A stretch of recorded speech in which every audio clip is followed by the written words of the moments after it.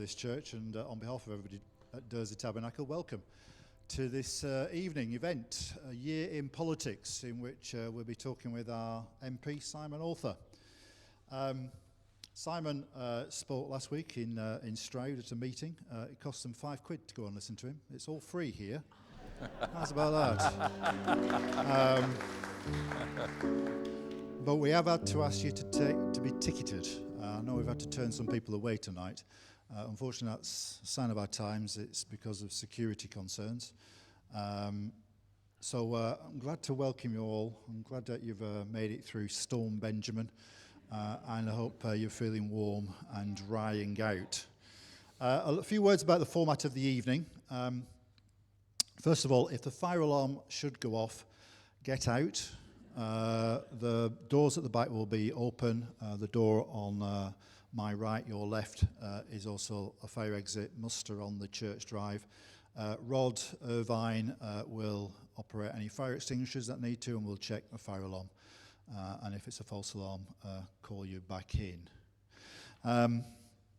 I'm going to be talking with Simon for roughly about 30 to 40 minutes, just going through a number of issues in this last year, just to set the scene. We'll have a 15-minute coffee break or tea, so if you want to drink, just come up. Our team will serve you from the front. I'll give you a 5-minute warning when that's coming to an end, and then a 1-minute warning to get into your seats. And then the second half, roughly about an hour, hopefully we finish by 9, will be an opportunity for you as the audience to put your questions or make your comments. I suggest that we don't do that in a sporadic backwards and forwards way, but I will suggest certain themes, issues such as the economy, immigration, local issues, and I'll ask for questions on those particular topics and cluster them. Is that okay? Yeah. Good. Anything else I need to tell you about? Toilets. After you've had your drink, the toilets, there's a ground floor toilet through the door on your left. There are more toilets up the stairs if you go through the left and then turn right and then go through the doors and follow the signs. You'll see more toilets if you need them. I hope that tonight will be an opportunity to us engage in some real political issues in a reasoned way and in a fairly orderly way. I will try and chair the meeting. We don't mind a bit of passion, but at the same time, if it gets too passionate and too angry, I shall tell you to sit down and shut up. Okay? So please keep it reasonable. We set this meeting up as an opportunity to engage in that in our polarised political environment and landscape. You know, a lot of people throw insults at one another, mainly through social media, and creating a forum where we can actually talk together and discuss, even if we have differences of opinion, is quite important for a civilised society. So I hope we can do that tonight. So without more ado, would you like to welcome our MP, Simon Opher?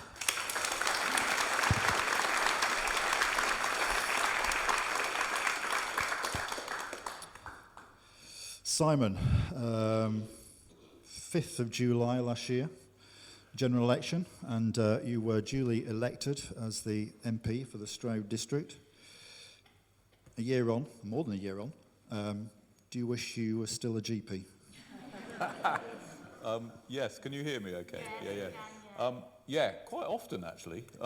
So I mean, I'd still do some surgeries at May Lane just to keep my hand in, and I go back behind my desk and I think, oh, I know what I'm doing now. Genuinely know what I'm doing. I've been properly trained and everything.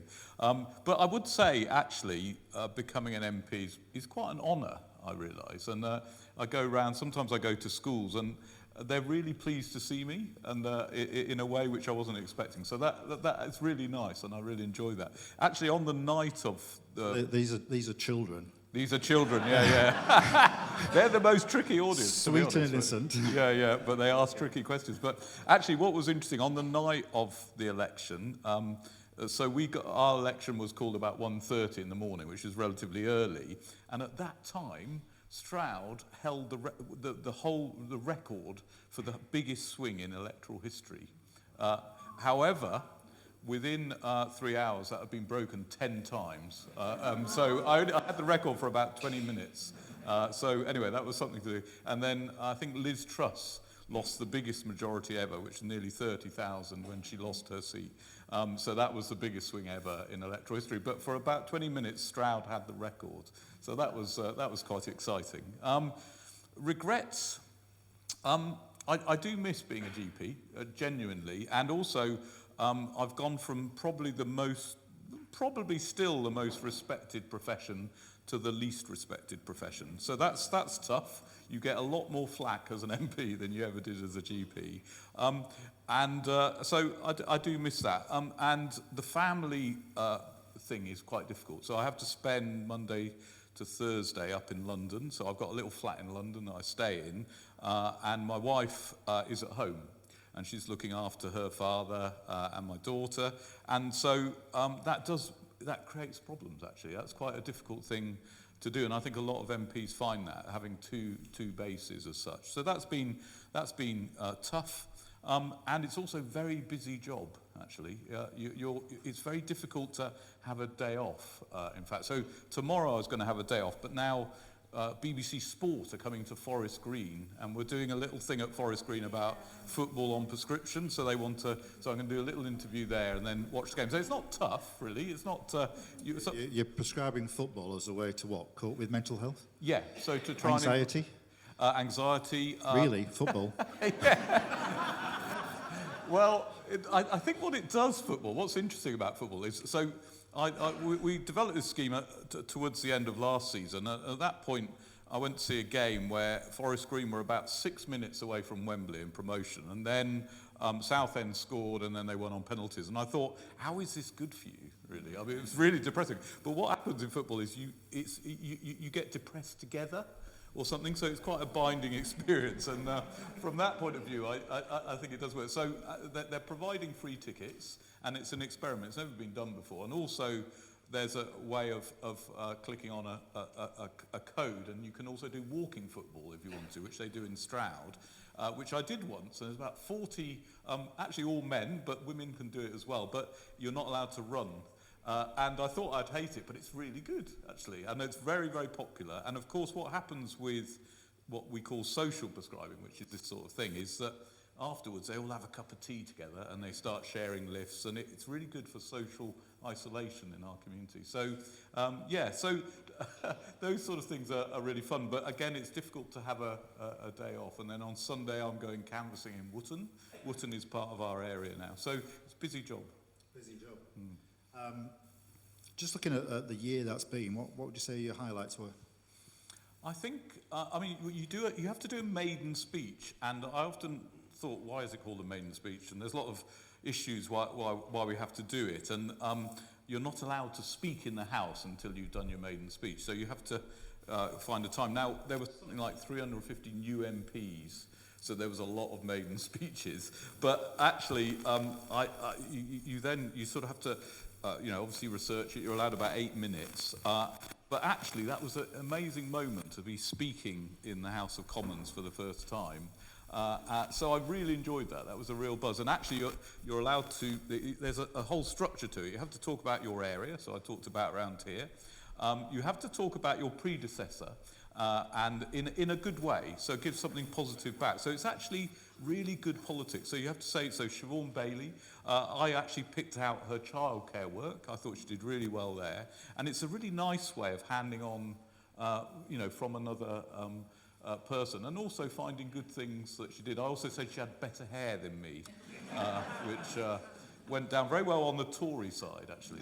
They thought that was very funny. So that was good. And I suppose I did a lot of work with assisted dying, which I've sat here and talked about before. And that was really interesting work, because it was a major change and I know we have some disagreements about whether it's the right thing to do, but it was about writing legislation. And I realised that's what you do in Parliament. You write laws, and every word you have to think, could this have another consequence that I haven't thought of? So unintended consequences are really, and they can ruin legislation if done badly. So we spent 6 weeks doing this. It was really hard work, but that was really rewarding as well. So it's good to see that's actually gone through the House of Commons now.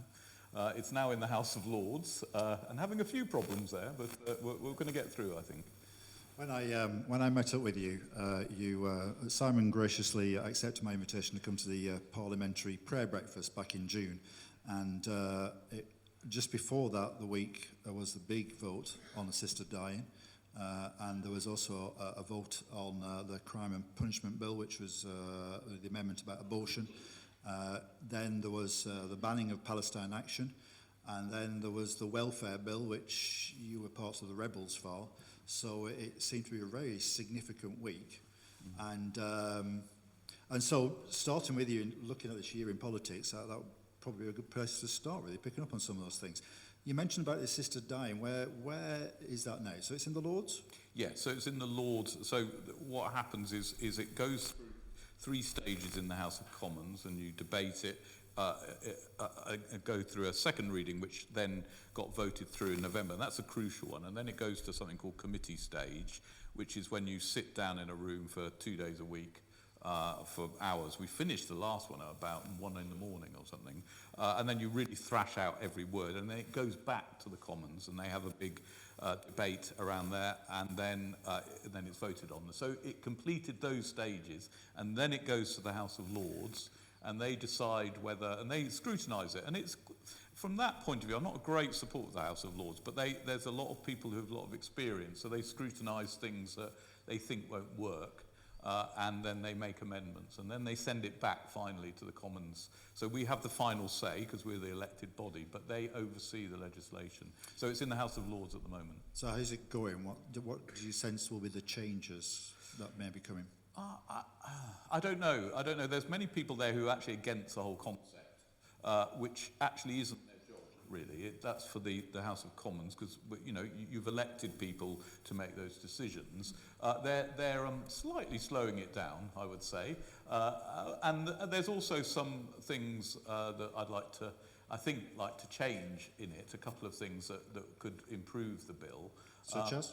Well, one of the things is when the final act is done, the doctor is meant to stay with the patient until they actually die. Now, that sometimes takes 3 to 4 hours, and as a doctor, I don't think that's reasonable that you should stay with a patient. When you're looking after someone with terminal care, which we do all the time as GPs, you don't stay with them all the time. You might pop in, check that there's no pain, someone's comfortable, but you wouldn't have to stay with them. And I think that would make it very onerous for the doctors and probably stop doctors volunteering for it. So that will have that unintended consequence that I was talking about. And the other bit I would change with it, so I don't want to explain the whole legislation because that's not the object, but one of the things that happens, you have to see 2 doctors who say that you've got capacity and you're likely to have less than 6 months to live. And then you have to go to a panel, and the panel consists of a social worker, a lawyer, and a consultant psychiatrist. And I've never known a consultant psychiatrist involved in any type of terminal care. I don't think that's appropriate. And also, they don't really want to do it, I don't think. So it would be sensible to get another person there, like a psychologist, for example, who could look for elements of coercion or capacity and that sort of thing. So I would change that bit as well. Is it a lawyer now, not a judge? It's a lawyer, it's not a High Court judge. And that was changed, again, because we didn't think it added anything to the process, having a High Court judge. We thought it'd be better to have a more able, more inquisitive body in that. And does the terminal ill person have to meet this panel in person? No, they can do it online on a screen, and in some circumstances they can record something which they watch. So they don't have to go and attend at that stage. It's an extra tier that so they do this in Australia, in Holland, in America, in many states, and in Canada. And it's a tier that most of those places don't have. But we put it in to reassure. There was a lot of people that didn't want to have assisted dying. It's to reassure them that it was a safe process. So it might be a bit clumpy, maybe, I don't know, but we felt it made it sort of safe. And I think it has to be safe in as many ways as it possibly can. Wes Streeting, the Health Secretary, was against the bill. He was. So he's got a significant role to play in making it happen. Yes. How is that going to work? Well, actually, the other people in the ministry, so Stephen Kinnock, who's the Minister for Foreign Care, and Karen Smith, who's another junior minister, they're all for it. It has to start within 4 years of it starting. Now we said it should be 2 years, but they insisted on it being 4, so the health service has time to train everyone up and make sure that everyone understands their role. I don't think he will block it, and I think he's although he's against it, he is at the whim of the decision of the House of Commons, so he has to deliver it as such. Because obviously it will be quite an allocation of resources and budget to fund all that. Yeah, well, actually, they did a big sort of analysis of the implications of it, and it probably is cost neutral overall. But there will be upfront costs in training doctors and making sure that they understand the process and they understand how to assess capacity, look for coercion and that sort of thing. So there is a training element to it, but actually, yes, this analysis said that probably overall it will be cost neutral to the NHS.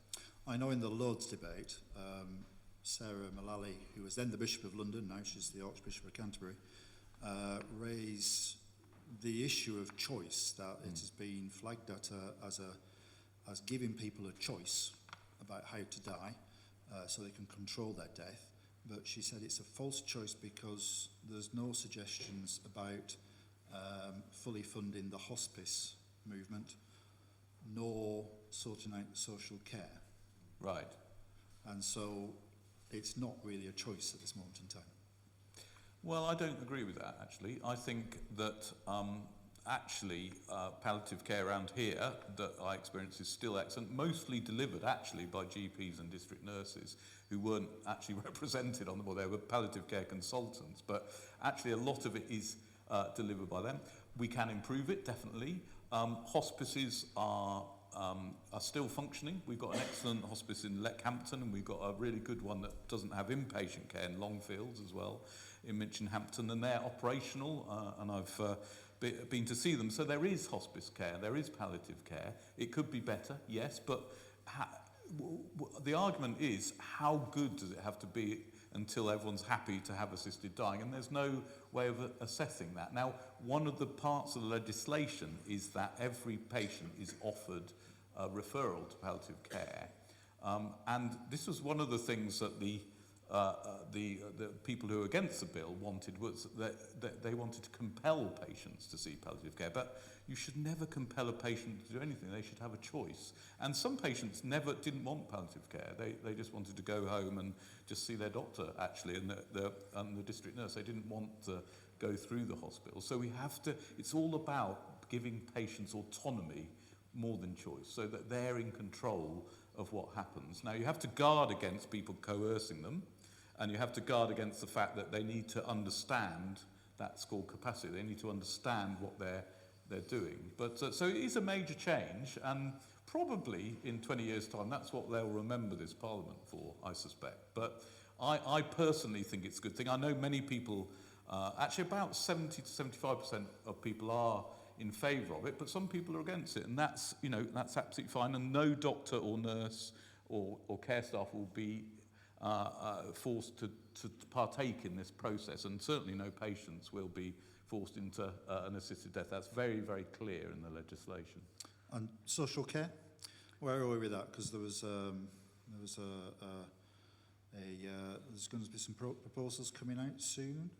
Yeah, so Louise Casey, who seems to be grass? the troubleshooter for almost everything, really, she's doing another review. I think the trouble with social care is that if we're going to deliver, so one of the ideas in the Labour Party, which it's going to be very difficult to know, it's a national care service, like a national health service, where so everyone will get social care, but that will cost the country huge amounts of money, actually. So what we need to do actually is get, and what this is one of the things, Theresa May, she tried to sort it out in 2017 election, and she was roundly defeated because everyone can, if you say social care, it involves a huge amount of cost. So what we need is a cross-party agreement, and we need it fast, really, because social care is poor in this country, I think. The actual care delivered by carers is fantastic, but we just haven't got enough of it. We've got an ageing population. So what I think is quite clear is we need to have a cross-party agreement. So if, for example, Labour suggest it, they don't get slayed at the election by the Tories saying all your taxes will go up to pay for this social care. We must have a consensus, I think. And I'm hoping that will come before the end of the Parliament. There was an inquiry by a chap called Dilnut, I don't know if you know about that, who suggested a way that we could fund it. And he's a sort of expert and looked into it. But it's a very difficult political decision because it costs so much money. So I think they should have taken the bull by the horns and gone for it. It still needs sorting out, really. Okay. So very soon after the assisted dying bill decision, there was an amendment to the crime and policing bill, which was mainly about fly tipping and antisocial behaviour. But the amendment was about decriminalising abortion, which was passed by 379 votes to 137. And so this was to update laws which have been standing since about 1650 or something, which threatened life sentence for women who had illegal abortions. Now it's been decriminalised. You've got a situation whereby a woman who aborts a baby at any point now in pregnancy, even to the moment before birth, would not be committing a crime. So what's the justification for this? So this is really about these unintended consequences, really. If you criminalise an act, now I don't think this in any way supports late abortions or whatever, but if you criminalise that, you change it into something that people can go to prison for.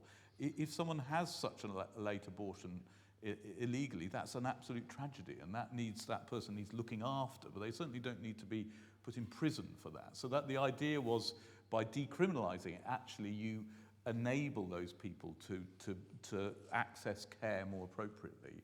And so it sounds strange, doesn't it, when you look at it like that? But actually, by decriminalising it, you improve the care for people that maybe have a concealed pregnancy or, some people say they don't know they're pregnant, for example, but for whatever reason, criminality and the law shouldn't go into medical practice. This is about medicine. This is about caring for people. So the reason for doing that was to change that situation, and that doesn't mean that we should be supporting late abortions in any way, but it's just a change of how we deal with it, and making it a criminal offence we didn't think was appropriate.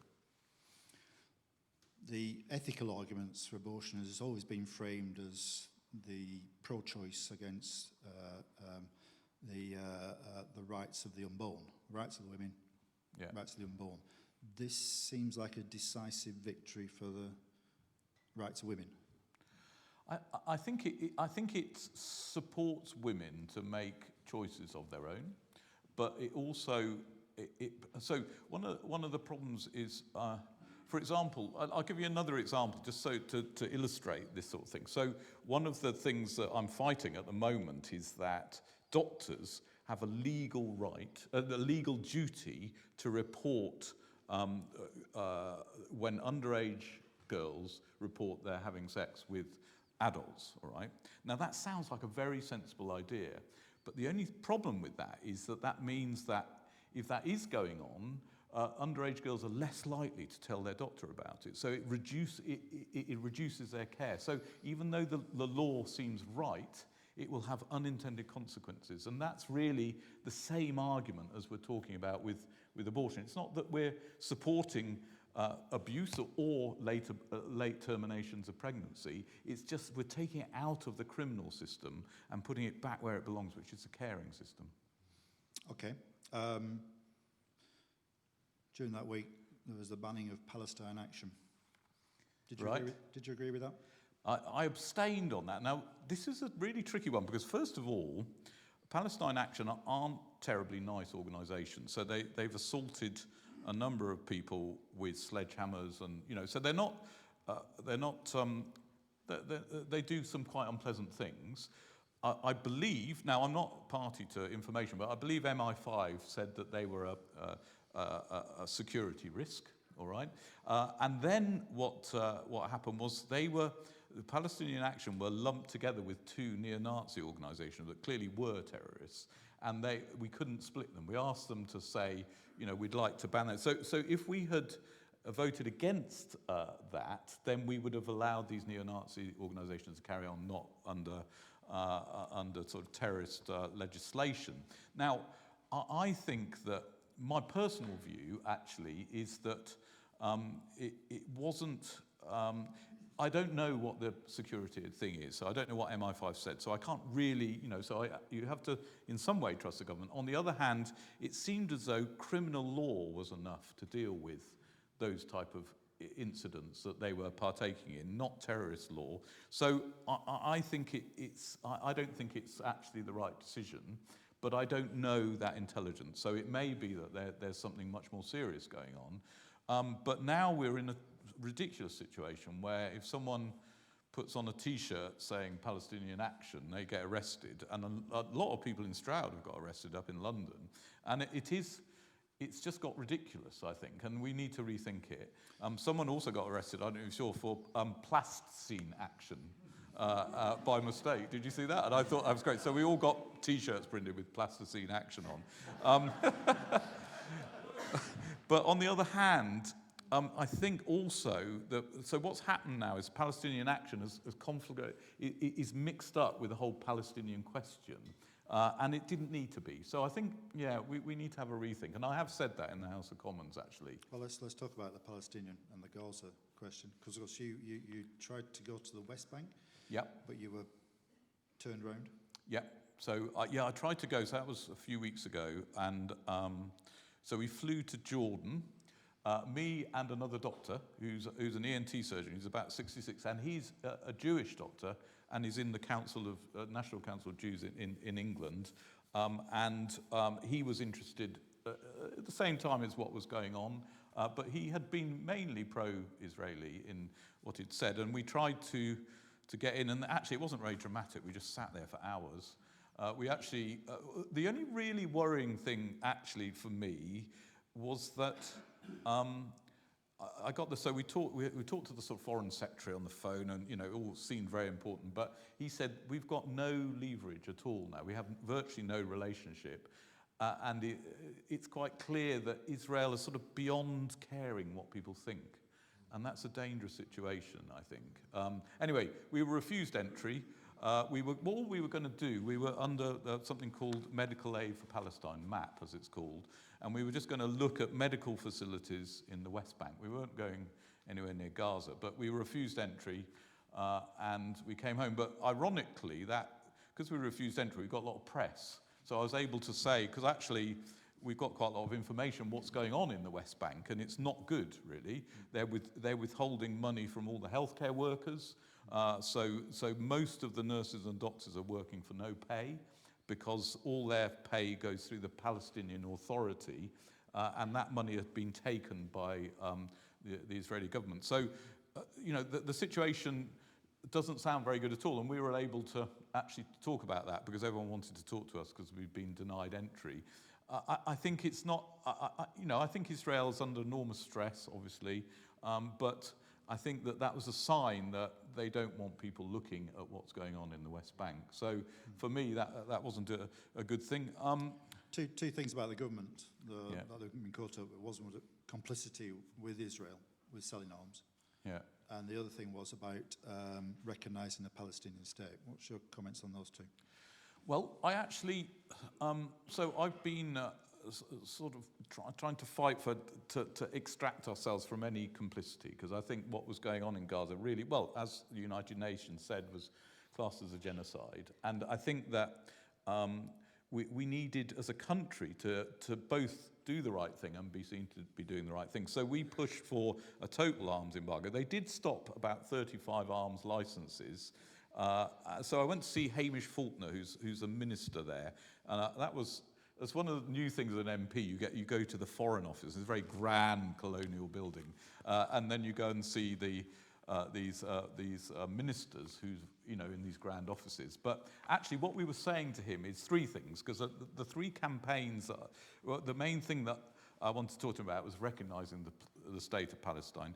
The other two things were stopping arms. And the third thing was that it was quite clear that the IDF, that's the Israeli army, were targeting healthcare workers, either killing them or arresting them and putting them in jail and forgetting about them. And that was a deliberate target. And I think whatever happens, and war is a terrible thing anyway, but actually deliberately attacking healthcare workers. One GP, for example, was shot dead in the head. And we can't we've got to stop that. And this is a developing trend in war. That it happened in Syria as well. And it's something that I'm trying to build up a campaign about, because I think if it's healthcare workers in war situations, they don't care if the person's from either side. They're just healthcare workers trying to help people in their health, and I think that's really important. So he heard that, but the other two things he said, recognise a Palestinian state was about the only leverage they had on Israel, because they really didn't want it to happen, and they wanted to use that to try and get a ceasefire. So that's what they were trying to do. The arms stuff, he said, we don't sell directly to Israel. We sell on the open market, because a number of countries have these F-35 jets, and we can't not sell parts on the open market, and they might go to Israel. Now, whether that's true or not, I've had other people saying that isn't true. So they sort of reassured me partly, and in the end, they acquiesced to our demands to recognise Palestine, and I was delighted about that. Now, it doesn't make any difference, actually, in any physical sense, but it gives an idea to Israel that what they're doing is not acceptable. Now, a number of people said, oh, it's a gift to Hamas, didn't they? But it's actually one of the worst things in Gaza is that 65% of the Israeli population don't support the war in any way, and most of the Palestinian population hate Hamas. So we've got this situation where these two governments are having a go at each other, and they're not even supported by the local people. So, I think by recognising it, I think it gave a sort of hope to the Palestinian people, and I genuinely support that. Whether it helped in causing a peace, I don't know. We never know the consequences of our actions, do we? Totally. No, well, it's all down to Trump, isn't it, really? Oh yes, yeah. Well, anyway, moving on. We could discuss that for a while, I'm sure. Credit where credit's due. The good thing about the ceasefire is it's his great thing, so he's going to make it happen. And I think he's a real egotist, as we know, but he doesn't want that ceasefire to break down because it's a great glory for him, and that's a fantastic situation to have, because he will really try and make that hold. And whatever you think about all that conflict, just not fighting is a good thing. I don't care what the resolution is. We've just got to stop fighting first. Around this country, there's been a lot of anger, and that's been expressed by flying the flag. Yeah. Patriotic or intimidating? This is such a difficult question, isn't it? Look, I like our flag, actually. It's actually based. It's the flag of a Turkish fighter, isn't it? So it's sort of borrowed by the English in a way. I think flying a flag is great, and that's fine, and we should all enjoy it, all British people. I think that it has been used to intimidate people from ethnic minorities, and that is not right, I think. So I don't deny the right. If you want to put up a flag, you can do, but you have to be sensitive to how it makes people feel. And I think in certain areas that's not the case. And I think it's being put up in an aggressive way, which is very about anti-immigration. I think that the things that cause that feeling, we need to discuss, and I'm very happy to discuss what we do about immigration, and I'm very happy to talk to people who are putting up flags about what their concerns are, but I don't think intimidating other people is the right way to go. Why do you think people are angry? Well, I think that it's partly around immigration, and I think that the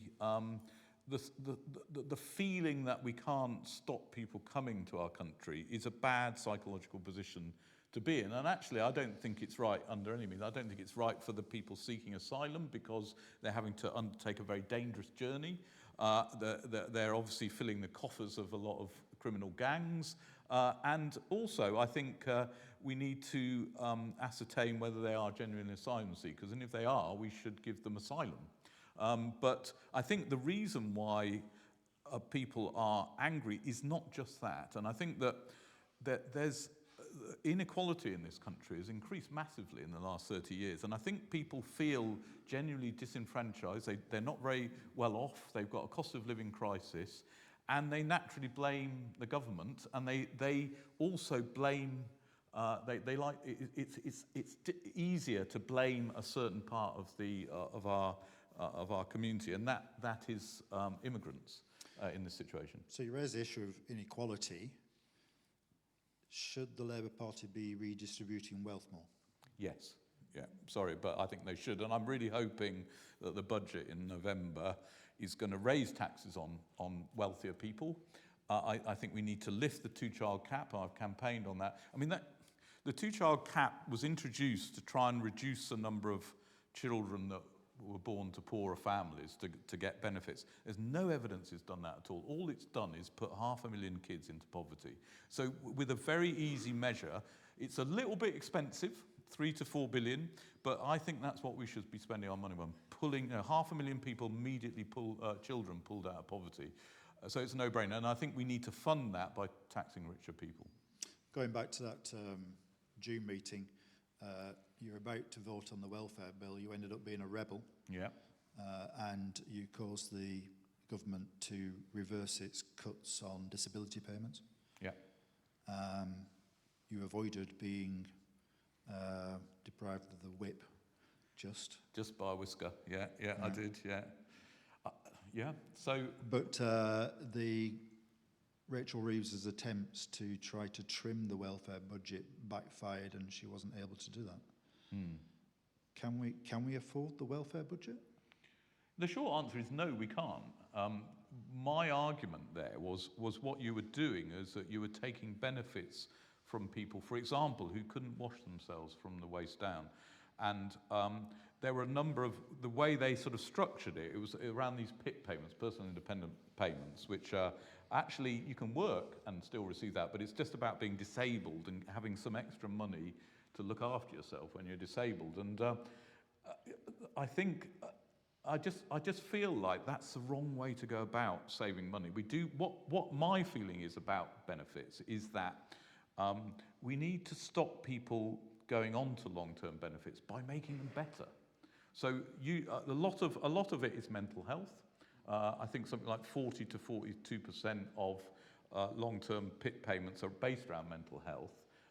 And that's because we haven't got a very good functioning NHS, and we're really trying to build that back. And if we don't give people treatment for their mental health issues, they ain't going to get better, are they? So what I want to do, I'm working with something called Connect to Work, which they put quite a lot of money in.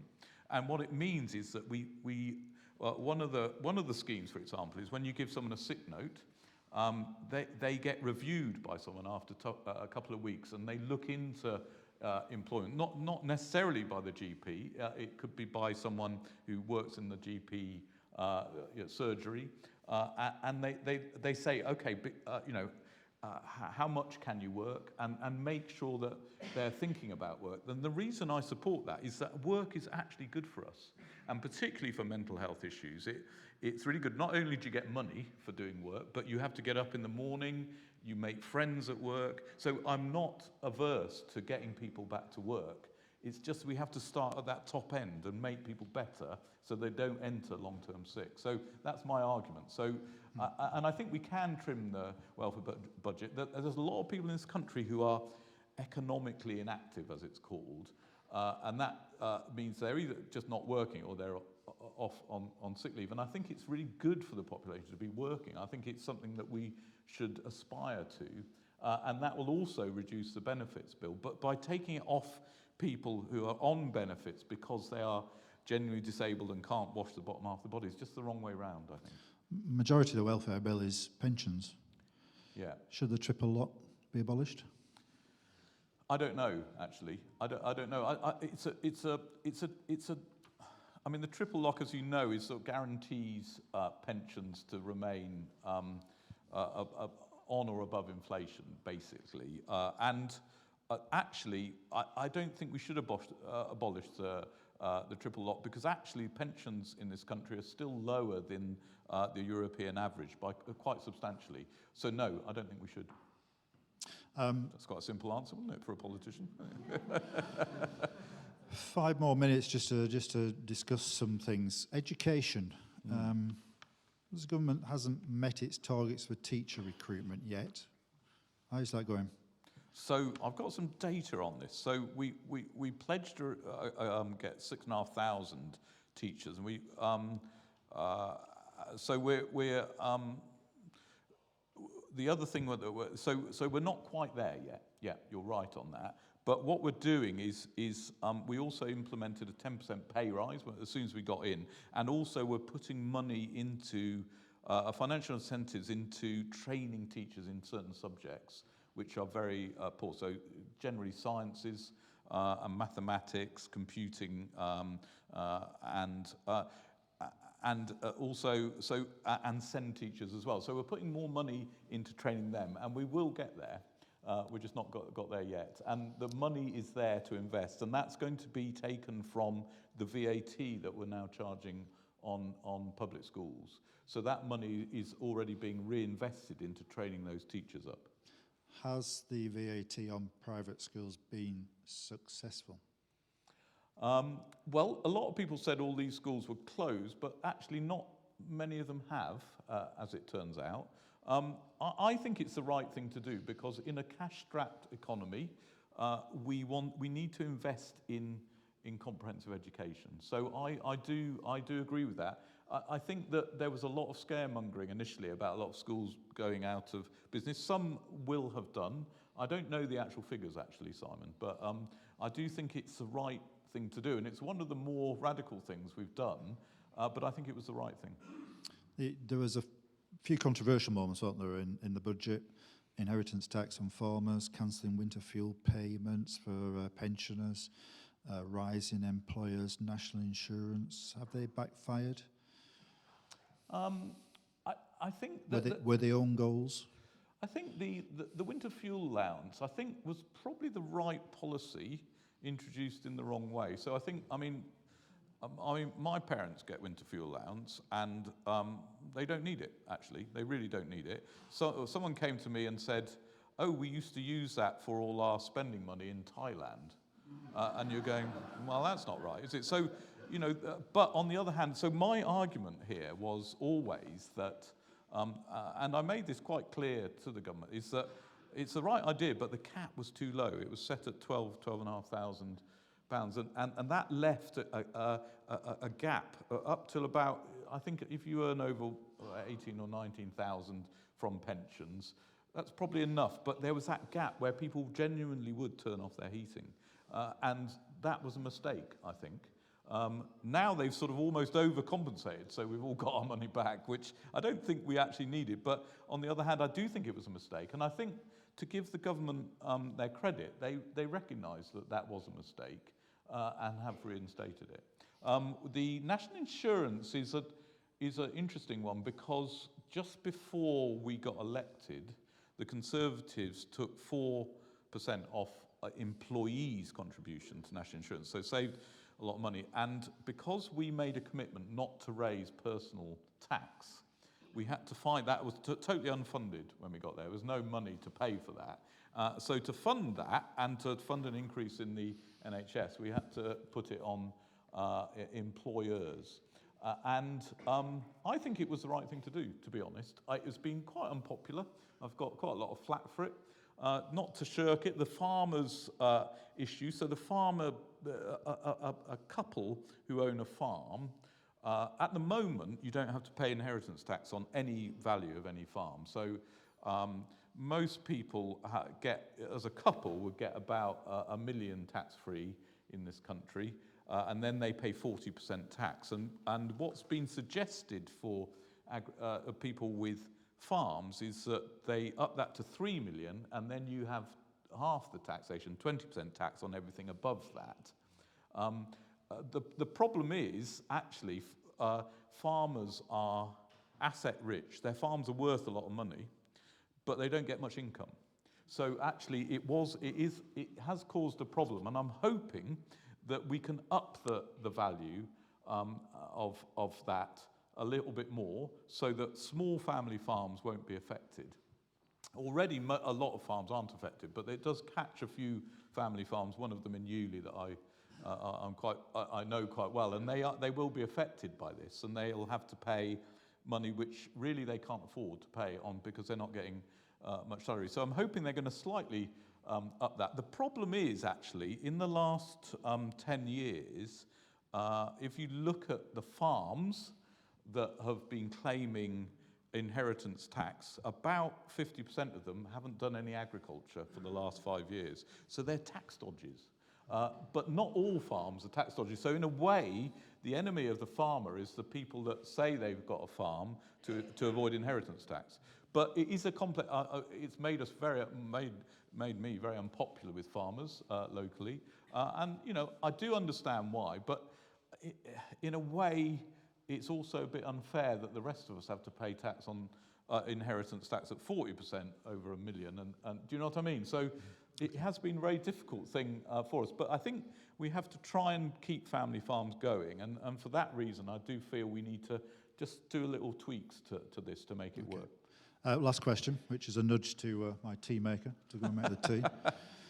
Have you got confidence in Keir Starmer's leadership? Yeah, I do. At the moment. I think Keir Starmer's actually a good person. I don't think he's terribly eloquent. He's not actually as eloquent, say, as Nigel Farage or Boris, for example. But what would you rather? I'd rather a sort of slightly not such eloquent, but someone who's a decent person. I think Keir is a decent man. He's made some mistakes. He's even admitted to that. The only thing I would say is that I do think that we need to run the party in a slightly different way and be a bit more tolerant of varying voices. When Blair was was Prime Minister, apparently Jeremy Corbyn voted against him hundreds of times, and what he tried to do was argue with him. So Blair would argue with Corbyn, saying, "This is a good idea, and this is why I think it's a good idea."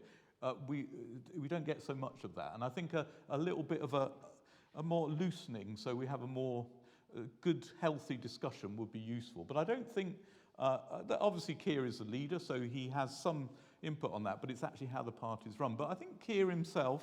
I know this is an unpopular view, and actually it's an unpopular view in my team there. But I think he's okay, and I think he's actually the other good thing about Keir. He's really good at handling Trump, I think. I don't know if you noticed that, but he doesn't. The way of handling narcissists is quite tricky.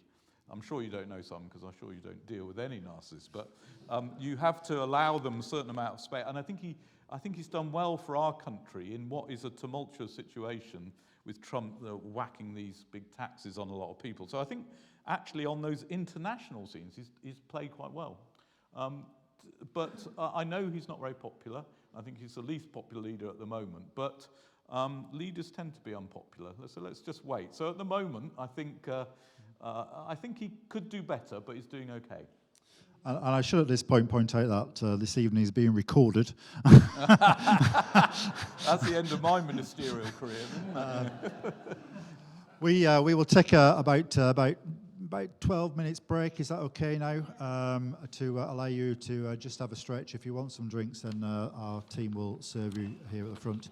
I'll give you a call 5 minutes to go. So look forward to resuming our conversation where it's over to you in the second half.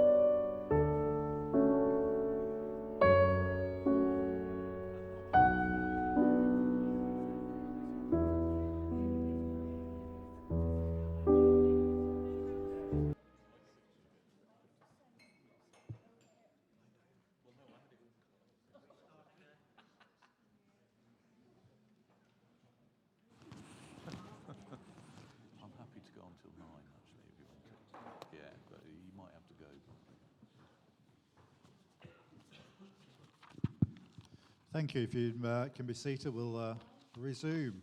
This is the bit where you get to ask the questions and make the comments.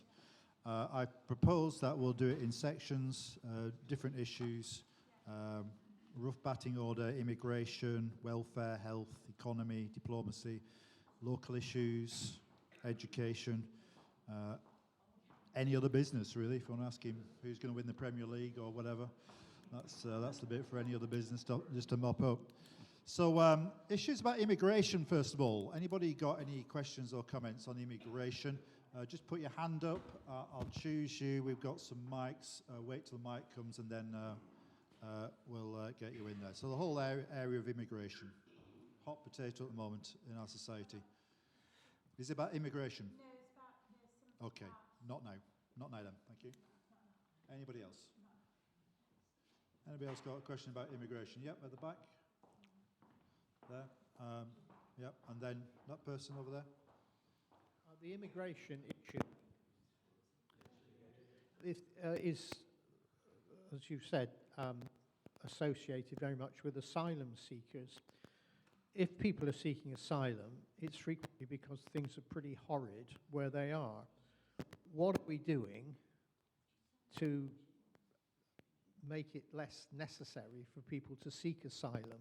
How are we seeking justice and proper fairness and liberty in other countries where from which the people come? Yeah, well, I think one of the things that would be very helpful is to assess people for asylum before they get here, and then when they're granted asylum, we give them safe passage over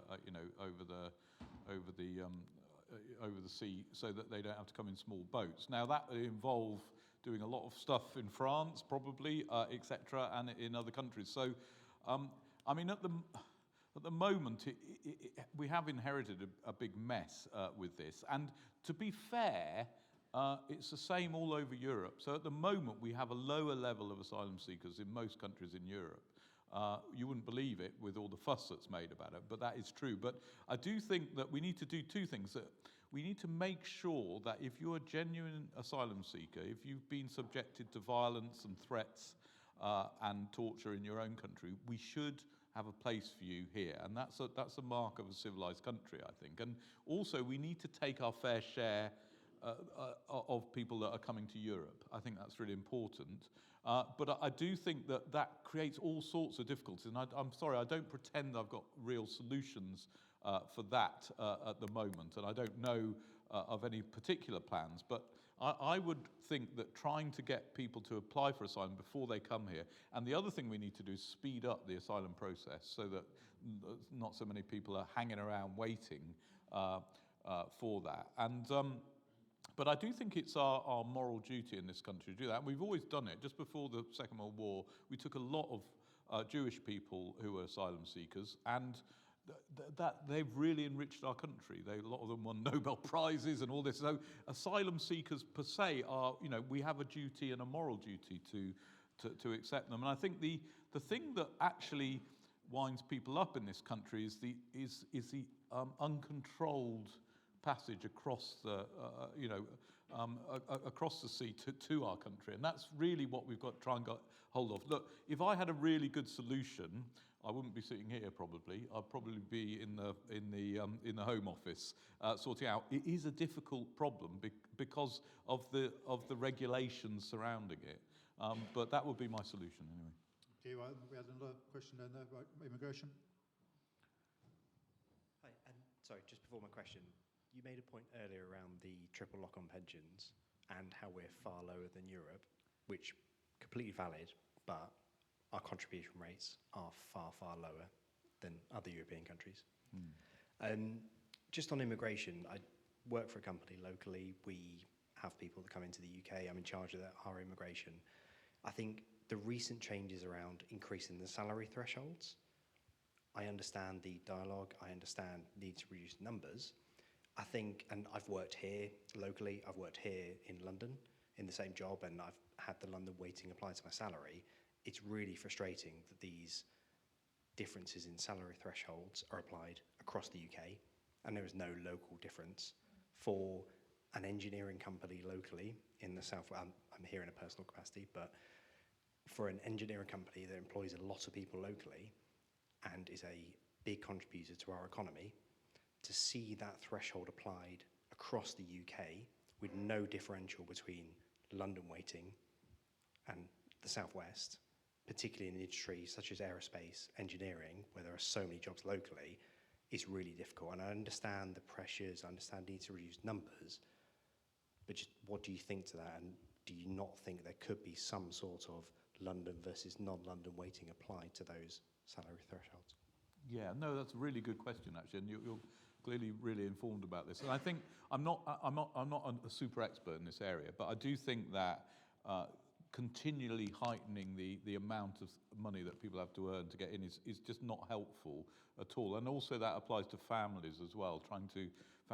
There's a family in Dursley, I think, that needed to have £96,000 in savings before they were allowed citizenship or whatever. And so I do think, I didn't know that there was a massive differential with London, or there isn't, and maybe there should be, because wages in London are obviously higher, aren't they, as well? But I do think, I think one of the misconceptions with immigration is that it's all people coming across on small boats, but actually that's about 5% of immigration. Most people are coming in because we need them, actually, a lot of them anyway. So we need care workers, we need construction workers, and we need people to work clearly in your businesses as well. So we have got an ageing population. So the alternative is just to have a lot more babies, but that's going to take a while to come through.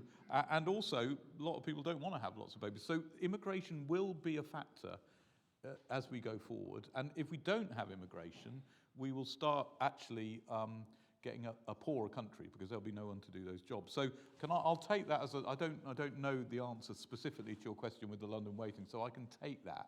But certainly it's so 95% of immigration is non-small boat, and it's really important that people understand that.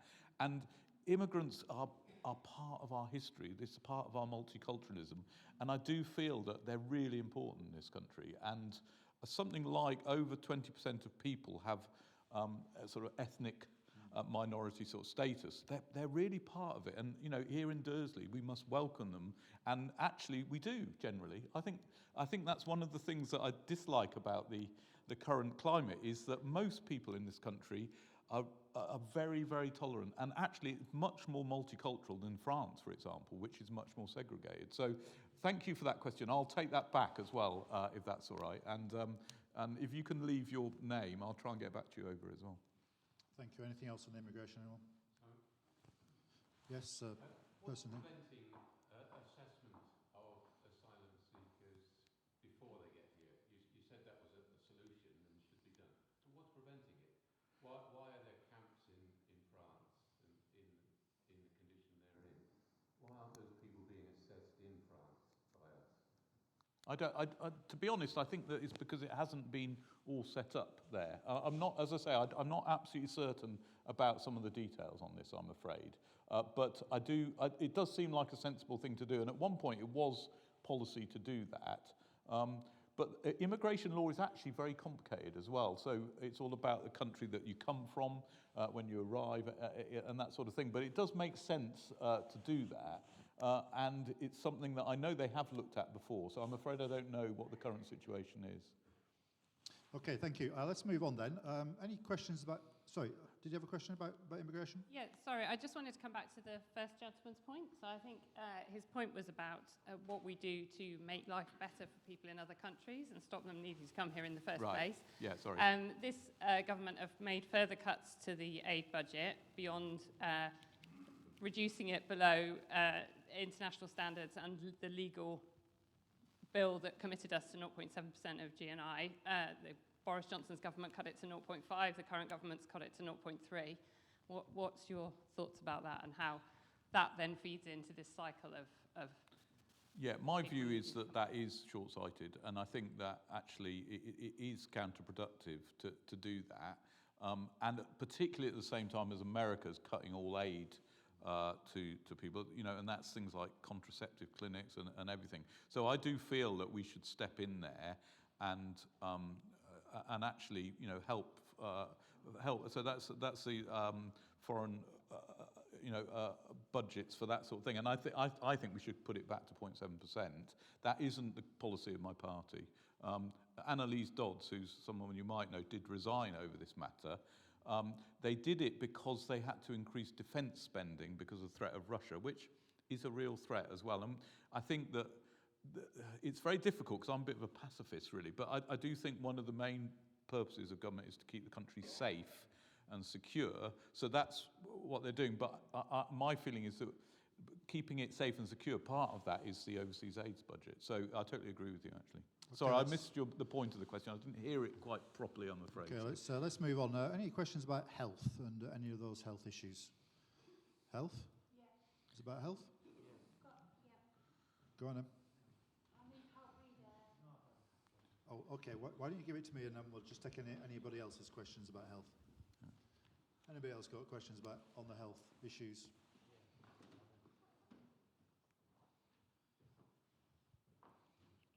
Yes. Yeah, so that gentleman over there. Oh yes, Peter Harney. I wonder, Simon, if you've had any input into the government food policy? Food policy? Food policy. Right, yeah. Well, that is a good question. So I have done quite a lot of work on this because I think it's really essential. So levels of obesity, as you know, are very, very high. I think something like 20% of kids at age 11 are obese already, and the adult population is about the same. So it's a massive problem.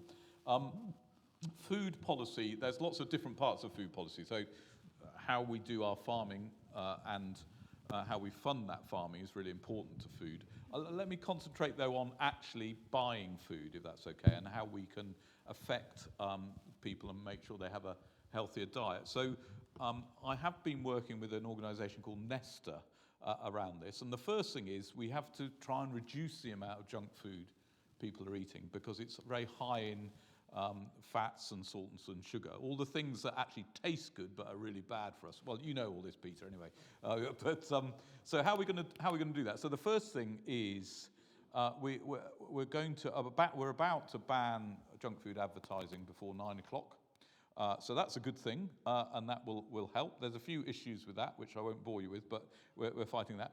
The next issue, actually, and I was explaining this to someone in the audience just now, is a program's coming in where supermarkets will be responsible for selling healthy food. So that means you can sell unhealthy ready meals, but you have to compensate with much cheaper vegetables so that the amount of food that's generally going out the door is of a certain quality. And I think that will be transformative. It sounds really technical, and it is quite technical, but actually supermarkets keep data on all this stuff. So we can do that, and it will become the responsibility of the supermarkets to do that. Now, interestingly, if you look at all the supermarkets, Waitrose is the only one that comes close to doing that at the moment. But actually the lower cost supermarkets are the key ones, because one of the dangers with this sort of food policy is that if less well-off people, if you make their food more expensive, they're going to increase their poverty levels. So, and the problem with, as you also know, I'm sure, with junk food is it's quite cheap per calorie, actually, which is one of the things that fuels that. So we have to be very careful designing something that doesn't make everyone poorer. But at the same time, we can probably halve obesity. That's what Nesta say, if we bring in certain number of measures like that. There's other things we can do, like teach kids to cook. Quite a simple thing. But if you, part of the National Food Strategy was making sure kids could cook 5 simple meals before they left school, because actually cooking your own food is much cheaper than doing anything and much better for you. But I mean, I'm a victim of this. I'm terrible at cooking, and I probably just about make 5 fairly simple meals. But we all need to be able to do that, I think, and so that's another strategy. And there's about 9 recommendations in that. But I think it's this supermarket thing that we can do. Make them responsible for selling healthy food, and they have voluntarily stepped up to this. We'll just have to see what happens. All right. So that is coming in. Thank you. Terry, this is a personal question. I'll pass it on to Simon at the end of it. Okay. So, was there any other questions on health? Yes? Gentleman over there. Simon, can you update us on the dentistry contract or for dentists Yes. and where we're at or where we're going. Where we're going, yeah. So I met the head of the British Dental Association on Wednesday, I think, and so the first thing we have done already was we had this ridiculous situation where even though you couldn't find an NHS dentist, the dental budget was underspent. So I think in Gloucestershire it was over £1 million underspent, and that's because of various stupid contract things concerning how you pay dentists, which I won't bore you with, but essentially you get a certain number of units of dental activity, they're called UDAs, and if you don't use them all up, you can't then you can't sort of provide emergency care. So anyway, we've got rid of all that, and we've put that into emergency dental appointments. So in Gloucestershire, we're opening up an emergency dental access clinic at GHAC. That's a place up in Gloucester. So although you might have to travel, you will be able to get urgent dental treatment. Actually, it's interesting. Gloucestershire, for some reason, has got something like 35% vacancy rates in dentists compared to the rest of the country, which is about half that. I don't know why. Dentists don't like to live in Gloucestershire for some reason. So that's a problem. Anyway, so that's the emergency stuff. And I think that that's the first thing we've got to fix, because people used to come and see us at the practice with toothache, and I know nothing about teeth. I really, well, as much as anyone else, but no more than any other person. So we used to give antibiotics and painkillers and say, go and get a dentist, and often people couldn't. So that is a disaster, and some people were actually pulling their own teeth out, weren't they? And it was dreadful. So that's the emergency bit. Now, however, so that should be a bit better even now. And what you have to do if you have got toothache is ring 111, and they should put you in contact with that. However, the big issue is something called a dental contract. And in a way, we have to decide as a country what we want from that. Now, we used to get, I think back in the day when I was a kid, we used to get totally free dental care.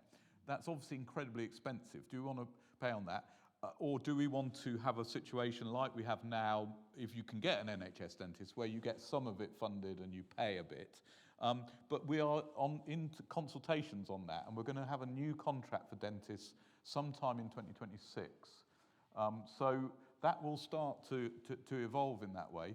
The British Dental Association think it will cost between 1.5 and 2 billion to provide NHS dentists for most of the population. So that sounds a lot, but actually it's not that much, really. If you think that the NHS budget is 225 billion, it's a fairly small amount of it, 1% or so. So we could do it, but it's more money. So where are you going to get that money from? And then if you up taxes, everyone berates you for doing that. So it is a tricky one, but I think we will come, my prediction is that we'll come to a situation where I think what we have to do is make sure that less well-off people get access to dentistry and not get put off. So that might mean that they perhaps get free dentistry, and then people who are more able to pay a bit. I think that will be probably a sort of mixed model in that way. And the other really essential bit is kids. So in the pandemic, the dentists didn't take on any patients. So it meant that by the end of the pandemic, there was sort of 5-year-olds that had never seen a dentist, and something like 2/3 of general anaesthetics in kids under 16 are for dental extractions. So it's an absolute disaster that. We need to start getting community dentists, and someone here in Dursley actually started doing stuff where she went to schools and just looked at play school and stuff, and they had a quick look in people's little kids' gobs and said, oh, that's really bad, and pulled people out, and then used something called fluoride enamel to prevent tooth decay. And that's very rough and ready dentistry. We need to get proper dentistry to young people, because that will prevent all sorts of problems later on, as always. So, yeah, you've got to wait a little bit, but it is coming. Thank you. Any more questions on health? Is it a question on health? Okay. Jason, you got...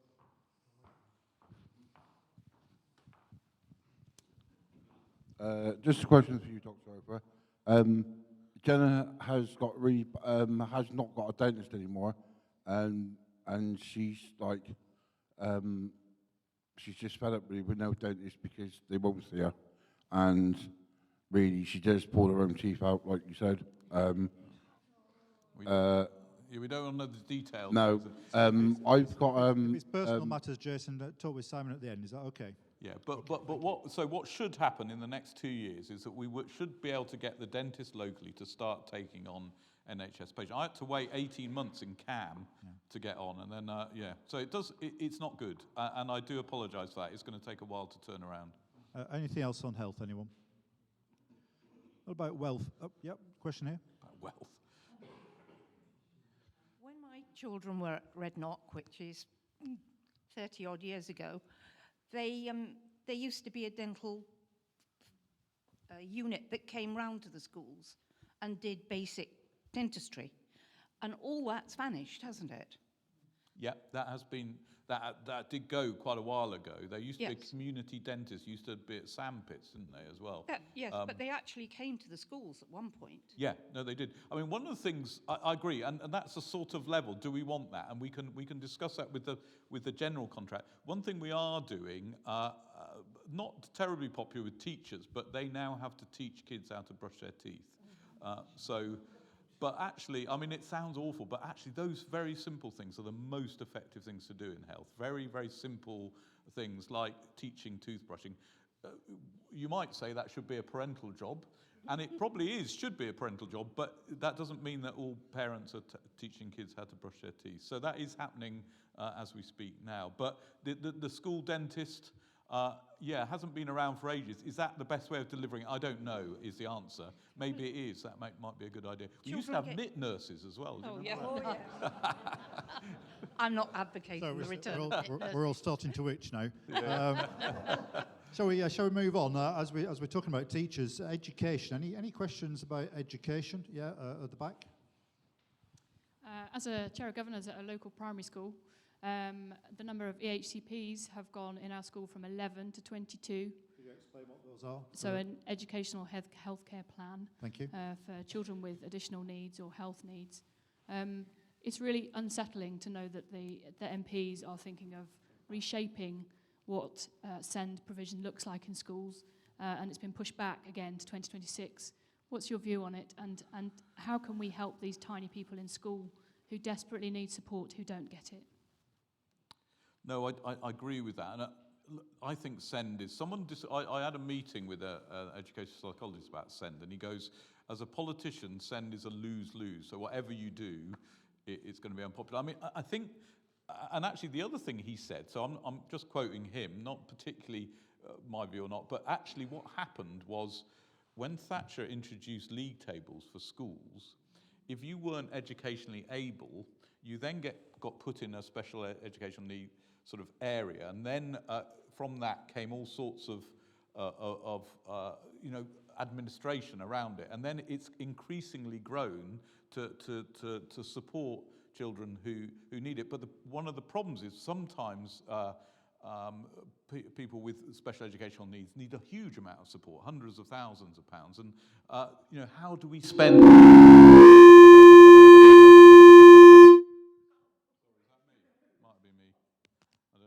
But can you hear me now? No. Yeah. No. Oh, it's coming back. It's coming back. That's good.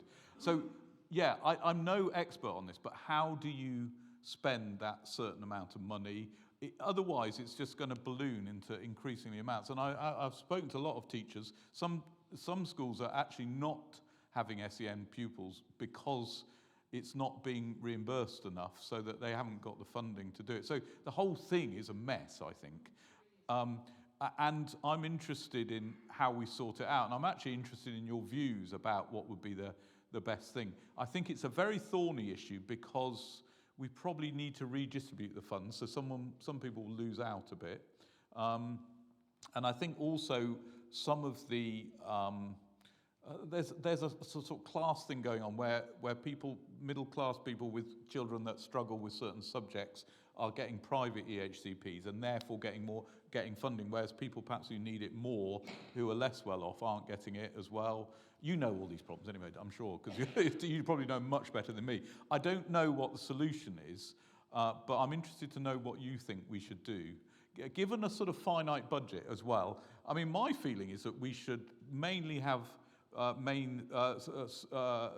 mainstream provision, unless it's absolutely impossible to deliver. I think that's good to have children in normal schools with extra support.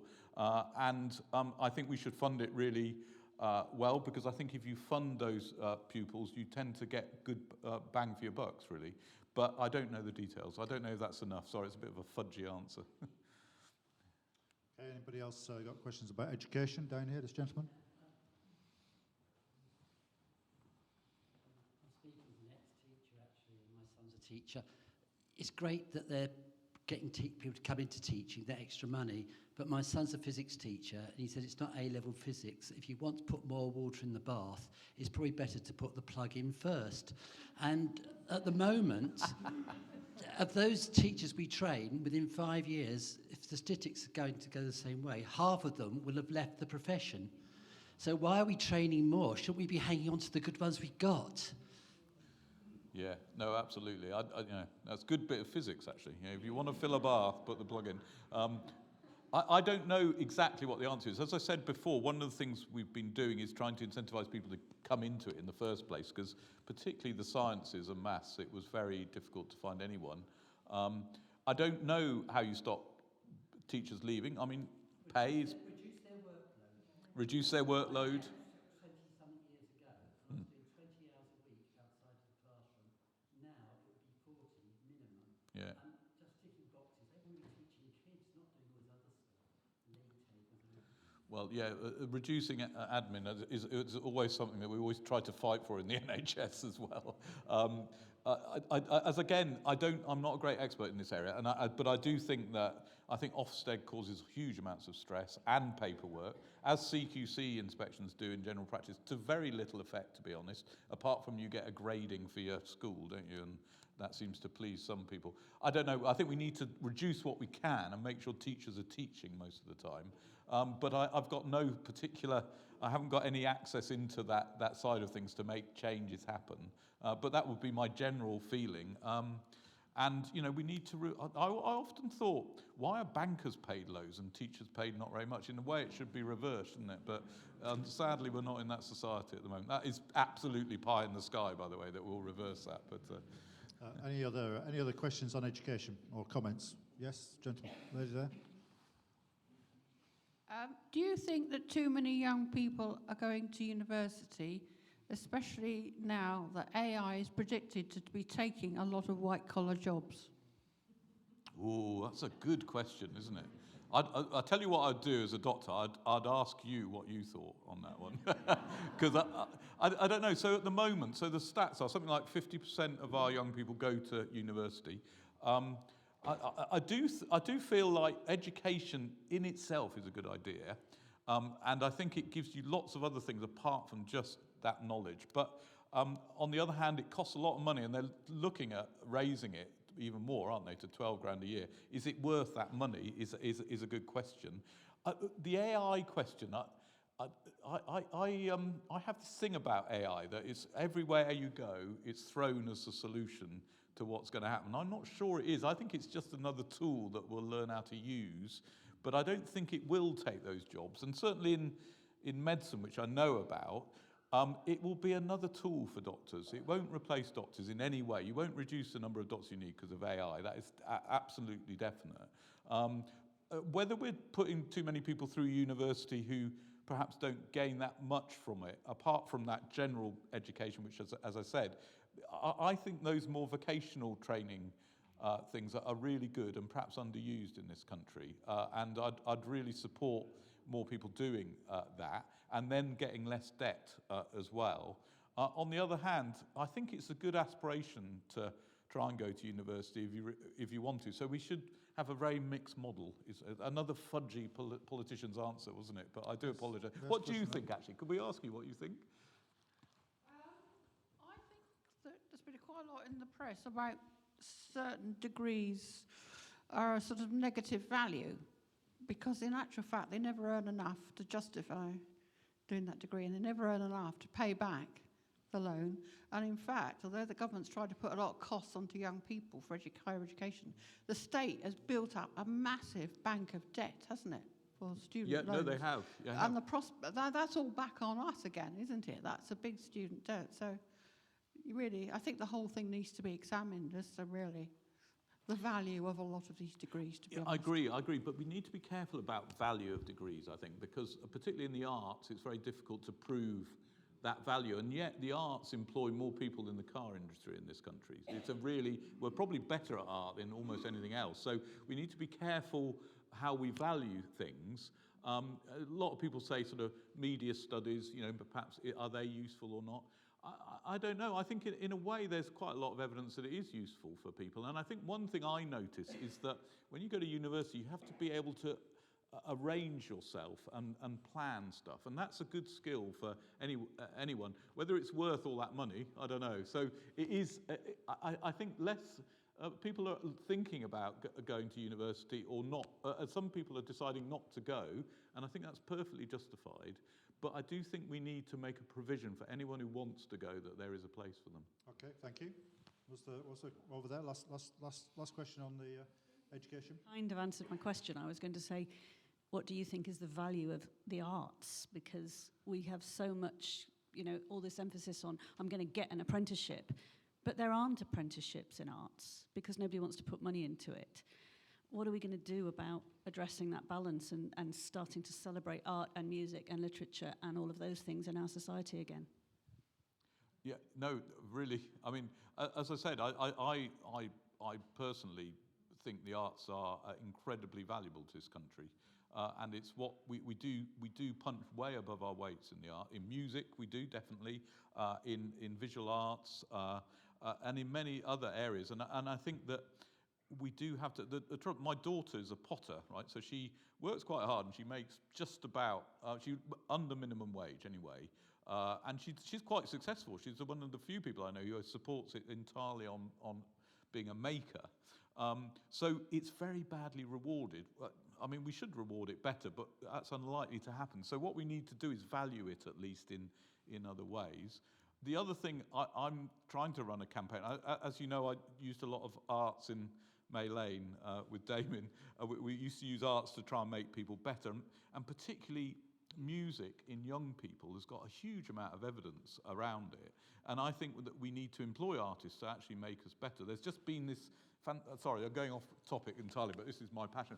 There's been a study, a proper randomized control study about singing for postnatal depression, and it's more effective than tablets, right? So, we can employ musicians in a different way in that way. So that would be what I'd like. But, arts can be seen to be fluffy, but I would say that, as I say, a lot of the stuff that we earn money from in this country is around creative industries, and we shouldn't belittle them.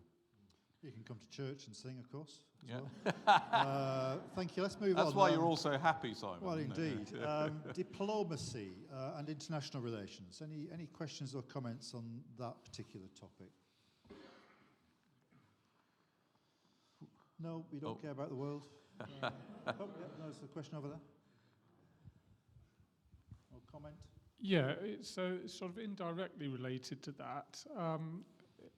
There's quite a few popular newspapers in this country that are owned by foreign states and foreign nationals, or certainly non-domiciled owners, who have a great influence on society in this country. Is there any thought to actually controlling who controls the press, really? Because at the moment it's very, very skewed one way. As far as I know, there's no particular plan to control that. And I agree, I think it would be a really good idea. What we are trying to do is change the amount of foreign money that can go to political parties. And I think that's really important. It was quite clear in the Brexit referendum that quite a lot of foreign money poured into supporting various sides in that, and that we don't want foreign money in our democracy. Whether we can, I mean, I think the press does have a huge influence on what we think, doesn't it? And particularly social media now is is extremely powerful. And I think one of the things that Reform do very well is they very much harness that. So young people get, one young person said to me, they said, I'm sick of Nigel Farage popping up on my phone. And I don't know how they do that, but that clearly is very influential, and that's how you win elections. Actually, you have to get into that space. So if foreign money is going into that, we need to stop it, I think. But there's no particular rules about who can own foreign media at the moment. Thank you. Any other questions on diplomacy, international relations? Yes? What price a return to Europe?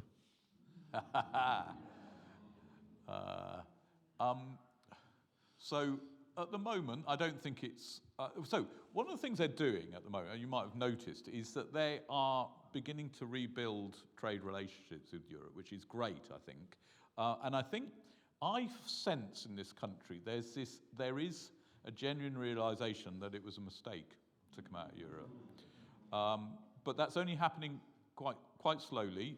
It's still a very difficult subject for the Labour Party because it did a lot of damage, and we've had a referendum about it, and the people have done their will. However, I think that we, as a country, need to. I mean, the main thing we need in this country is economic growth, because that will drive all sorts of spending in the health service and education, etc. And probably the single easiest way of doing that is going back into Europe. So that it's a temptation, I think, to do that, but I don't think there's any plans to do that. So I think what will happen is it will gradually form closer relations and hopefully start to take down some of that bureaucracy around trading with Europe. I'd love to go back in personally. I'm always a Remainer. But we have to respect the result of the referendum. Or maybe not. He's shaking his hand at me now. I mean, it was an act of absolute folly by a certain party to put it like that, because it's just, a fact that on the whole, people who are discontented are more likely to vote than people who are contented. There was a tiny, tiny majority.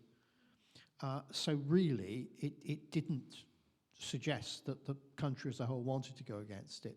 But it's too late to do anything about it. But I mean, it ought to have been basically 50% of the voters, or at least 45% of the voters who could have voted must vote to go out. They should have avoided the sort of folly of if you have a majority of 3 to go out you go. That was crazy. Yeah, I tend to agree with you, yeah. I've noticed it's starting to get on Rachel Reeves' agenda to start blaming Brexit. I noticed that too, yeah. I mean, they don't tell me about anything like this, but... she's obviously got a list of people she wants to blame for the economic problems. Well, it has caused, I mean, they say it's caused a sort of 4% drop in GDP, so I don't know if that's true or not, but I can't believe it's not true, because they were our main trading partners, so... Okay, question from here, and then person at the back, and then we'll move on to the next topic. Thanks.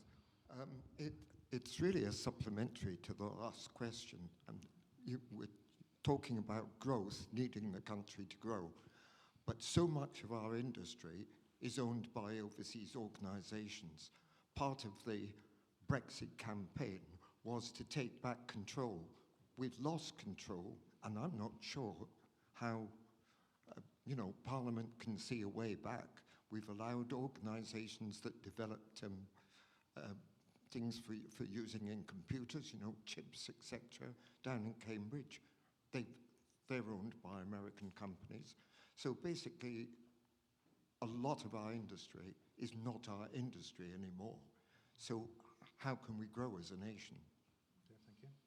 Yeah, it's a good question. I think from talking to various people that know about this sort of stuff, it's all about investment into our country and how we can encourage more investment into it. And I think there are structures in our industrial sort of setup which are a bit crazy. So that I went to a company in Stonehouse, and about every 5 years they get sold by a hedge fund to another hedge fund, and then they strip them of profits, and then they gradually grow it back, and then they sell it again to another hedge fund. And that model is clearly broken, because this company could be really quite thriving, but it's just being sort of having the fat taken off it every few years for hedge fund owners. So that's a bad model, in my opinion. I'm not a huge expert in in this industrialization thing, but yeah. I think Thames Water fits exactly that same pattern. Yeah, yeah, and Man United as well. Yeah, sorry, yeah. Okay, can we have a question from And sorry, it's going back to the gentleman over there. I mean, there was a comment at the end of your thing of it's too late at this point, but there was a statistic that because of the kind of age weighting of Brexit, within about 18 months of the Brexit vote, because it skewed older people voted Brexit, younger people voted Remain, within 18 months, and forgive me, I'm not being crude when I say this, enough old people had died and enough young people had turned 18 that if you ran it 18 months later with nothing else changing, we would have remained. So I guess just when you say it's too late, it isn't necessarily too late.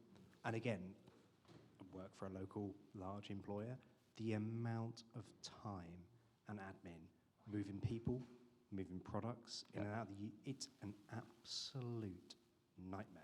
Yeah, actually, I mean, it isn't too. I wouldn't park it as too late, and I wouldn't park it as we're too far gone. We can see damage. There is a groundswell of voters that have moved through now that can see the damage. Yeah, I wouldn't put it to bed. I know, and I think probably the way back here is a little bit like Rachel Rees says. We need to change the mindset of it so it's not toxic. And then we need to start integrating our industries much more, tearing down red tape. We need to allow free movement of young people. I think that's really essential, which is something I've campaigned on. And it's and I think we need to do it incrementally. So if we go for immediate, going back into Europe, I think that will cause as many problems really as coming out of it. But so we need to gradually integrate ourselves. And have a different language with Europe, start treating them as our friends, because they are, I mean, they're our main trading partners even now, aren't they? We just have to do loads of forms now, don't we? So, no, I totally agree with so you're talking to the wrong person here, really. I was always a Remainer. So. Can we, so this person. Right. Okay. Right, well then you have free movement of people. Yeah, well I agree. I think we should have free movement of people and frictionless trade, but at the moment, we haven't got that. So, that's what I'm saying. We have to incrementally build this, I think. So, young people, I think there's a feeling as well with young people. I think they got the hardest hit from the pandemic, actually, and they're still really suffering from that. And we owe it to young people more. But I think you should have free movement as well, I must say. But no, you're right. And I think that free movement is something that we didn't really appreciate when we had it, did we? And now it's a right pain, isn't it? And you have to get your passport stamped and all sorts of rubbish. We've moved into economics. Is there any questions on the economy? Any comments on the economy? Yes, here.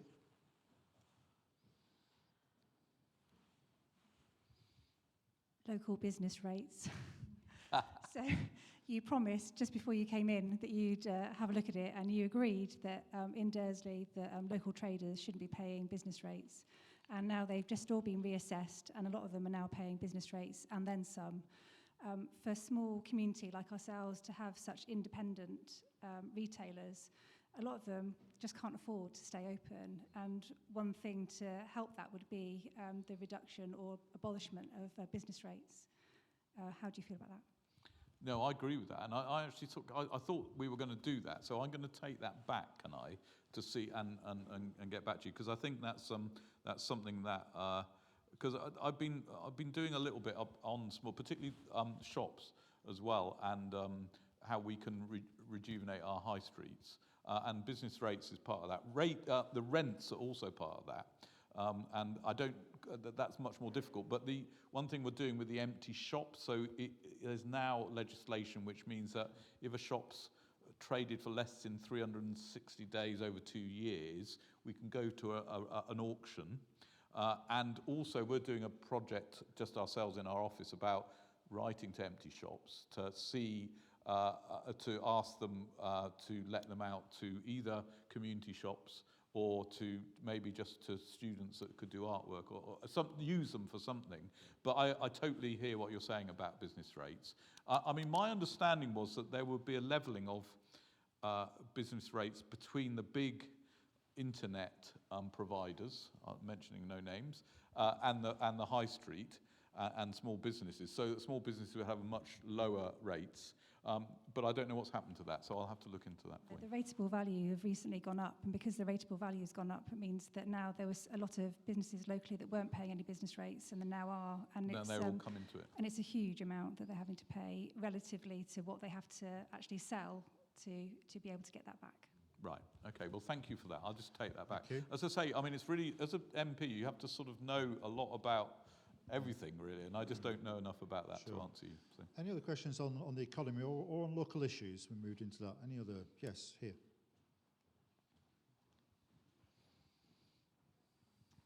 Yeah, this is a question about local issues.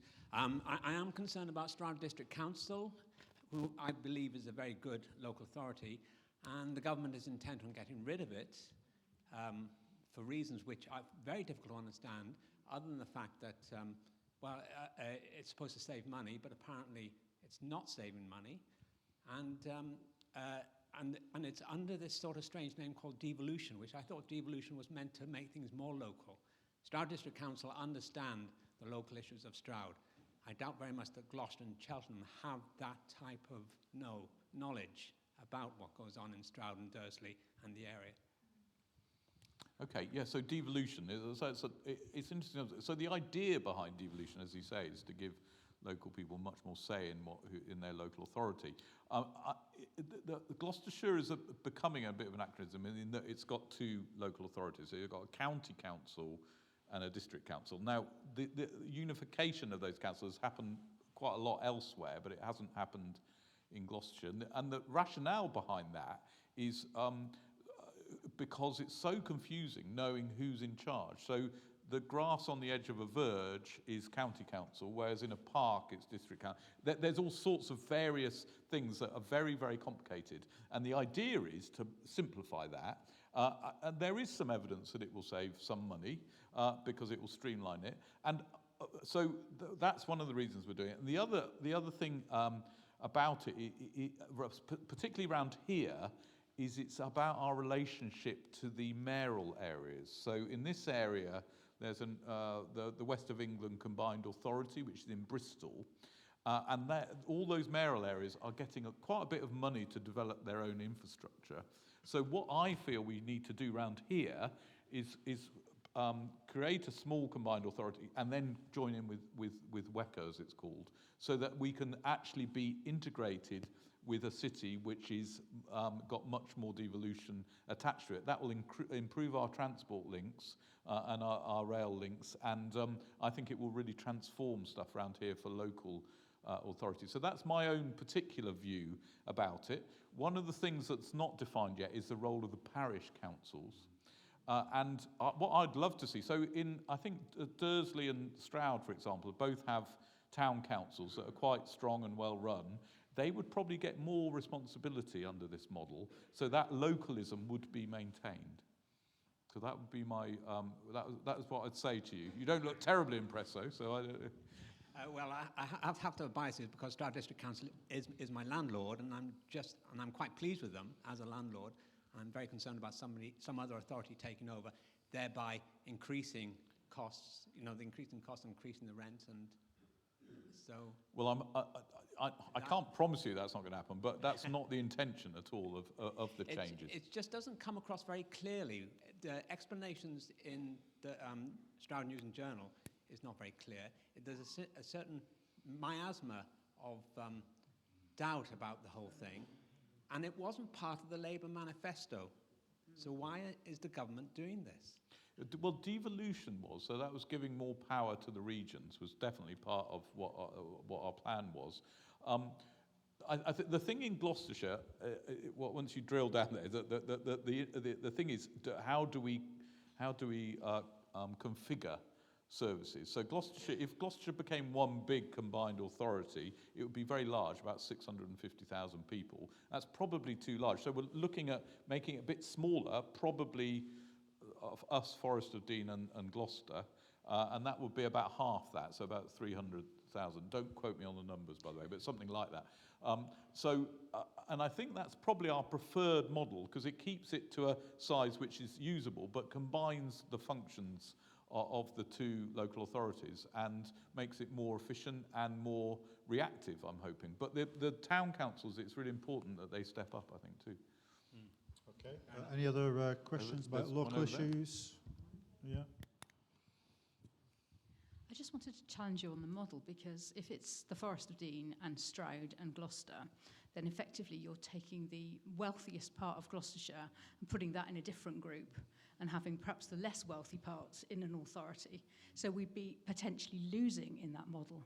I get that if it went Gloucester-wide, it's far too big. But if you kind of take the Forest of Dean and Stroud, it feels to me like you're taking, as a good forester, you're taking the less wealthy parts and putting them in one authority and leaving Cheltenham and the Cotswold side over that way, the more wealthy areas away from it. And that surely would mean that business rates would be higher and rates would be higher, because you'd have a less wealthy base and less rateable value base. It cuts both ways, because some of the new money coming into local authorities is based on levels of deprivation, so we may get more money from that. So I don't know the details of it, I'm afraid, but that is an argument, certainly. There's a lot of arguments in some people don't know actually anything about local authorities at all, I don't think. That some people know loads about it. So it's interesting trying to gauge what people feel. My priority for this area is that we try and link with Bristol, because I think we'll get much better links to, and I think we'd tend to be more, not in health-wise, but in other ways, we're more Bristol focused. We're certainly not focused on the Midlands, and I don't think we're focused on Oxford that way. So I think the natural area to go would be Bristol. But that's what devolution will mean, and that's, the new mayor of Bristol is doing great things, actually, and I think that's where we need to try and join up with. I'm mindful of the time. We've just got a couple of minutes. Are there any questions on anything? Anybody felt frustrated they haven't been able to ask anything? Okay, the lady at the back, first of all, you had your hand up first, then you, and then you. Let's make it quick, please. Yeah, one quick question. When is this government going to ban advertising for gambling? Sorry, what was that? I didn't quite catch that. Ban advertising for gambling. I don't know exactly what will happen here. We're looking at actually taxing gambling companies much more than they are. I personally, I had quite a lot to do with Gamblers Anonymous, and I had a few patients whose lives were destroyed by gambling. And I do think that we need to look at that, and particularly football people. Sports is a really good way of selling stuff, because younger people look up to sports stars. So if you've got Betfred on your shirt, it's a very powerful bit, and we need to look at that very strongly. But I don't know if there's any plans to actually ban advertising. Okay, thank you. Lady here. Thank you. The very last question is about the very biggest issue. Again, climate and the environment are not been on the agenda. It's coming for all of us, and we are running out of time. Is the current Labour government no longer a Green government? Was it ever?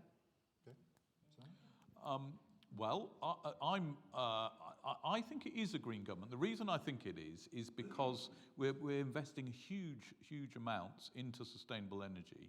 And so we've created this great British energy company, so we'll be state-owned, supplying energy. And our aim is still to be 100% of our electricity supply provided by solar and wind power by that time. And also, we are investing in nuclear because it's carbon neutral as well. So, and some people agree with that, some people don't agree with it, but that's why we're doing it, because of the carbon impact of that. So I think we are a green government. We also, I just got to blow Stroud's trumpet here. Stroud is you lot as well, but we're actually national leaders in natural flood management. So that's something that's really grown around here. And actually what that does is about stopping water running off the hills in Victorian drainage channels and flooding the lower lying areas, and actually damming it up In certain areas of the country, we've reintroduced beavers as well. So that's all. There's a lot of green stuff going on. I don't think we're selling it that well. I'm actually vice chair of the Climate and Nature Caucus, which we've just we've just caused to try and push these agenda items through. So I think we are still green. We could go a bit further, I think. Okay, thank you. Last question at the back. And then we need to finish. It was actually on the very same point about the commitment of the government to tackling climate change, the commitment to net zero and tackling the biodiversity crisis. So just, yeah, the consequences on all the other areas that we've discussed, like health, for example, and migration are huge. So you've kind of answered the question already, but yeah, it is interesting that it's often not mentioned, but it is something that we should be talking about and doing something about urgently. Thank you. Yeah, no, good. I mean, I'm totally in agreement with this, and I think the government is as well. I mean, poor Ed Miliband gets a lot of flack for his net zero-ness, but I do think it's the right way to go. And not only is it the right thing to do for climate and nature, it's actually economically makes sense, particularly in a world where Putin's got a lot of the oil and it's becoming a sort of bargaining chip. And so if we can really invest, the problem with politics generally actually is that, so we're investing a huge amount. By the time we start getting much cheaper energy, which is probably about 10 years' time actually, we probably won't be in power, so we won't get the benefits of it. But we have to do the right thing for the country, and I do think we're doing that. And I think that's one thing I'm quite proud of for our government, actually. Simon, I think we're going to have to call it a day. It is past 9 o'clock. We said we'd finish it, so sorry if you're frustrated and you haven't had a chance to ask your question. But you've given us an insight into the problem with politics and all the various issues which are on your desk and which you need to sort out. We wish you all the best. Thank you for answering our questions and being open with us tonight. Can we show our appreciation?